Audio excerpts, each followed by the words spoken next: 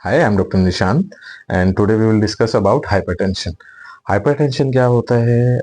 जब आपका बीपी जो होता है एक नॉर्मल वैल्यू से ऊपर चला जाता है तो उसे हम हाइपरटेंशन बोलते हैं। इसकी एक एवरेज नॉर्मल वैल्यू होती है 120/80। 120 जो हमारी वैल्यू है वो सिस्टोलिक की और 80 जो है हमारी वो डायस्टोलिक की। अब बीपी या हाइपरटेंशन होता क्या है? जो हमारा प्रेशर ब्लड के द्वारा हमारी वेसल्स पे डाला जाता है, जो हमारी आर्टरीज पे डाला जाता है, उसको हम हाइपरटेंशन बोलते हैं। ये हमारा दो चीजों पे डिपेंड करता है। एक अमाउंट ऑफ ब्लड जो हमारा पर बीट हमारी हार्ट से निकल रहा है, और दूसरा रेजिस्टेंस बाय द वेसल्स या आर्टरीज जो हैं उस पे हमारा डिपेंड करता है कि हमारा ब्लड प्रेशर कितना रहता है। अगर हम ब्लड प्रेशर की बात करें तो इसमें यूजुअली हमारा स्टार्टिंग में जो है कोई साइन एंड सिम्टम्स नहीं मिलते हैं, अनलेस और अनटिल ये हमारे किसी ऑर्गन को डैमेज कर दे या हमारे कोई इंटरनल जो स्ट्रक्चर हैं उनको डैमेज करना शुरू करे, तब तक हमें इसके कोई सिम्टम्स नहीं मिलते हैं। इसको हम एक साइलेंट किलर भी बोल सकते हैं। अगर हम बात करें रिस्क फैक्टर किसको हाइपरटेंशन आ सकती है, सबसे पहले हम बात करते हैं एज।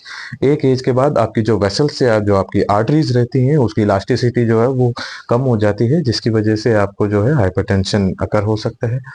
ओबेसिटी या जो हाई ओवरवेट जो लोग रहते हैं उनमें बीपी के चांसेस बहुत ज़्यादा रहते हैं। फैमिली हिस्ट्री, आपके फादर मदर या आपके ग्रैंडफादर या ग्रैंड मदर को हाइपरटेंशन रही है तो आपको चांसेस ज़्यादा रहेंगे हाइपरटेंशन के।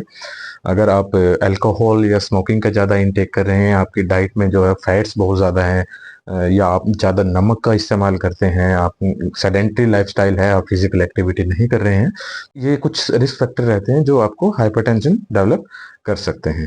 इसके बाद अगर हम बात करें तो नॉर्मल वैल्यू हमारी रहती है 120/80। अलग अलग रीडिंग्स के हिसाब से हमारा अलग अलग इसको ग्रेड में डिवाइड किया गया है। Grade 1, grade 2, hypertension urgency, hypertensive emergency.